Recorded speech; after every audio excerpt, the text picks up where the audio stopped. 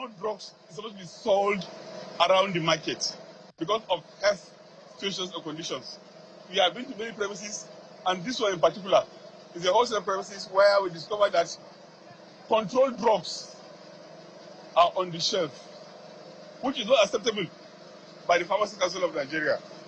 These drugs, supposed to be under lock and key, should be dispensed under the supervision of a registered pharmacist. But these drugs are found here on the shelf. So it's not acceptable. You see, we have so many people. We have people that were in the north, like bandits and other things. And these people, is because they have access to these controlled medicines that are causing havoc in this country. So the Nigerian government will not fold its arms. You see, the citizens wallowed in problem. That's why we're here.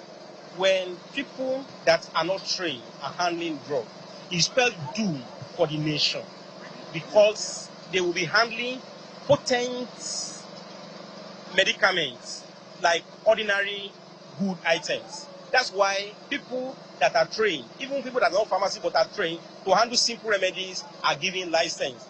And for people that have been sealed today, quite a number have been sealed. We are still getting reports from other places, from our teams that have gone out. Once they are registered, then we allow them. But if they are not registered, we do what's called supervised evacuation. And then we come here, we evacuate all their drugs, and then we allow the shop to be open for another use. Well, those are excerpts now from the crackdown that was done on illegal pharmacies and drug centers in Lagos. We understand about 498 premises were sealed, 215 pharmacies, and 200 illegal medicine shops. The sealed shops, we understand, included 83 patent medicine stores, and they were spread across Agege, Alimosho, Mushin, Lagos Island, and the mainland. Well, what exactly will that achieve, especially when you consider the enormity of the problem confronting us? Well, this morning, we joined by the Registrar and the Chief Executive Officer of the Pharmacy Council of Nigeria, Pharmacist Ibrahim Babashehu Ahmed. Thank you so much for joining us on Sunrise Daily this morning. Thank you very much for this opportunity. Indeed, some brave efforts that you're putting up, your council is putting up. In my mind, when I was watching that, I was like, maybe you and the NDLEA ought to team up, because while one is dealing directly with narcotics, you are also dealing with some of your drugs that are being used or misused, abused, so to speak, and being dispensed in a way that it ought not to be. Do you see room for a collaboration there? Certainly there is room. And I can tell you that the NDLEA see us as a strategic partner, because though they act, their act cover the area of illicit drugs, we are responsible for registration and licensing of all facilities where entire health product health product are sold within the value chain. And of course, it's also within these facilities, including those that are not registered, which of course come under our enforcement purview, that these illicit products are being sold. So there is certainly an handshake. And I must commend and appreciate the chairman, CEO, for the partnership, for understanding the fact that without PCN, working diligently and appropriately to checkmate, ensure that the supply chain is right, they will have challenge, even tracking the illicit products. Well, you are dealing in illicit, legal products. However, they are being, dispensed illicitly, so to speak. That's why you have to go and close down some shops. And that's why you also have to check who is at the counter, where some of these things are being dispensed, even when they have been put in a proper place. So what exactly has been, because this is what happened in Lagos, seems to be like a small sampling of what is prevalent all over the country. So what exactly were you trying to achieve with the exercise you carried out in Lagos? Well, I'm happy when you read the outcome of that report, or that crackdown. There are three categories of facilities that were reported on. There were those that were duly registered and licensed, they're doing things in the wrong way. And there are those that are existing illegally. What that goes to show is that it's not about that one who is out there trying to offer medicine under regulation. The regulatory purview or mandate is across any and everywhere, and any person that is involved in handling or selling medicine anywhere. What I'm trying to establish here is the fact that it goes beyond whether it is illicit or illicit products. It is about any and everywhere and about any person doing anything with medicines, whether they are illicit or illicit. They're supposed to be in the right way. Of course, those you call those drugs too that are controlled medicines, not illicit though, they can be handled but properly because there are also procedures for handling them. And of course, they are well spelled out in our regulation. So it's entirely across the value chain in terms of persons, in terms of places, in terms of how they are being handled or processed. I don't know if you are getting me. We get you. Okay. we get exactly what you're saying. Okay. There are a few things that were said in that particular track. Okay. One of the enforcers from your agency, Yeah. and he said selling drugs around the market is wrong. Yeah. So all these markets in Abuja, that they are selling all kinds of drugs in containers, it's wrong. Yeah. It will interest you to know before I even answer that. I don't know any country in the world where you go to the market and you see medicine being sold. Being hawked. Not apart from hawking. Even the pharmacies inside the market. Yes, it happens. Because in Garki, in this Garki place, you know that there are several pharmacies inside we are getting there. Okay. Yeah. Before you talk about those ones, I hope you know of Idumota Market. Yes. You know of Sabongari Market in Kano before now. Yes. You know of Overhead Bridge in Anambra, in Onitsha. You know of Ariara. These things ought not to be. But unfortunately, we are where we are because of what I can call challenges within the regulatory space. What happened? Most of these facilities you see there are not even under the purview of a pharmacist. Many of them are what you can call, can I call drug merchants or patent and proprietary medicine vendors. But how did we get here? Because everybody, like I say, is supposed to be under the purview of regulation. We had a situation, the patent and proprietary medicine vendors are a group of individuals that were recognized by government way back to 1936 to sell over-the-counter medicines for three reasons. One, you have inadequate number of pharmacists as professionals. You have inadequate number of health facilities, and even the ones you have are skillfully distributed. But sadly, I don't know whether to put it that way, the authority to regulate these individuals was situated somewhere in the office of the Honorable Minister, who now delegate this authority.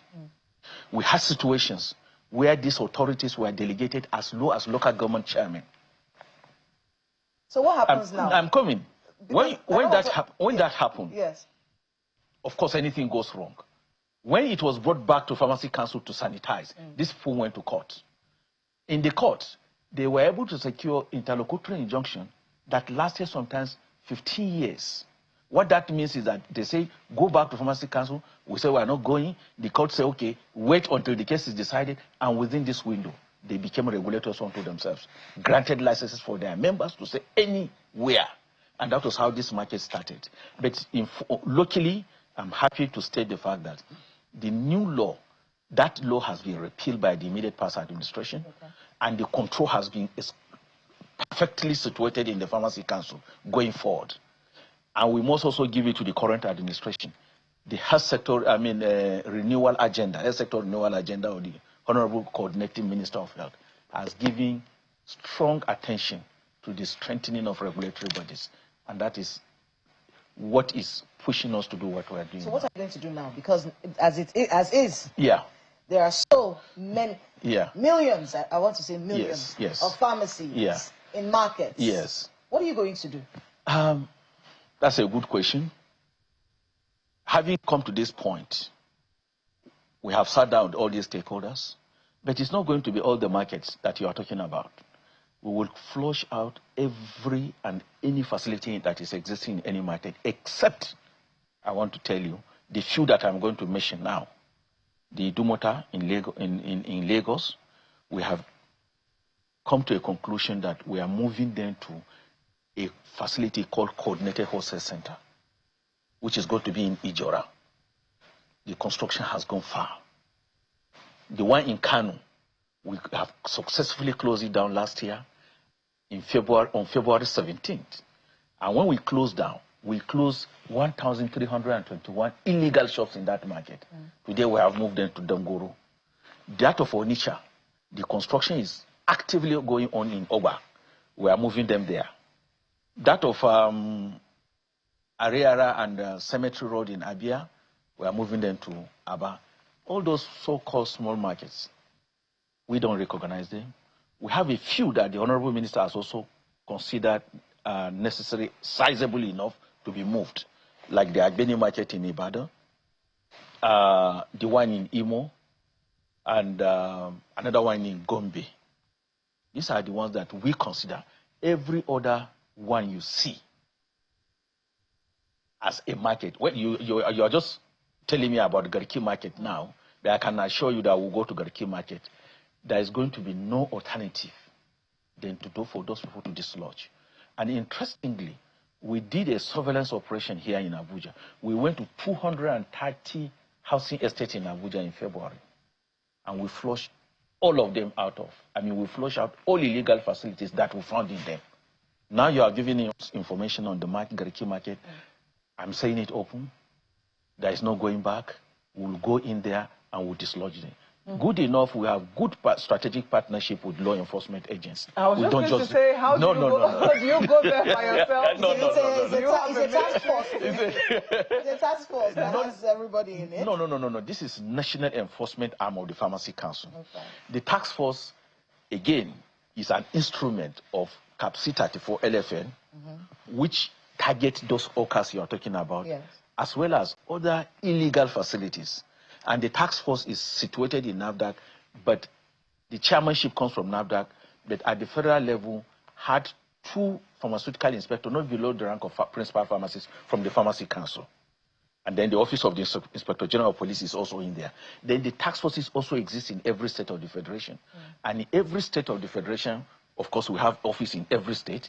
The state officer of the Pharmacy Council of Nigeria is also a member of the task force, along with the staff of the NAFDAC and the police. Marco, I happen to have gone on a few raids with them in Abuja and in other adjoining states. I've gone with you on your raids. Okay. So when we go, and we go with NAFTA, so when we go, they catch the shop owner, they confiscate all these crazy looking drugs that we have in all this. The ones that are fake, the ones that were imported. And then, of course, arrests have been made. It's true. There have been convictions. But it comes back. That's the question. Do these crackdowns work? Give it a month. Okay. Give it a month, they'll all be back. There is apart from the enforcement, there is post-enforcement activity. We don't just close and go away. Every enforcement, once it ends, I'm giving a report. When I'm giving the report, we identify all the facilities that enforcement took place in them. We do a comprehensive report and send to our officers in the field. And we ensure that we follow through that report to ensure that anyone that is not supposed to reopen remains closed forever and ever. Those who are supposed to comply with certain conditions before reopening, we also ensure that they meet those conditions before reopening. So there could be those that were given compliance directive, and then after meeting those compliance directives, they are given the chance to reopen with the hope that they will not go back to do what they were doing before. But there are those that cannot ever be reopened for the conditions we found in them. For that to happen, we certainly need the vigilance of everyone. The pharmaceutical or the pharmacy, I don't know why I'm calling it pharmaceutical council. No, Pharmacy Council. The Pharmacy Council of Nigeria. cannot do it alone. Yeah. And I want to imagine that because this is all in our best interest, yeah. that we will all keep our eyes open. We have to thank you for the work that you're doing. Thank you very much. Thank you very much. Sometimes you'll feel daunting, but we ask you not to be daunted. Thank you very much. And to do your best to keep us all safe. And we keep appreciating the media for the support and the coverage, honestly. I mean, look at the report that was given out.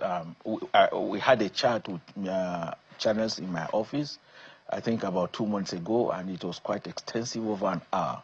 And I mean, it was eye-opening.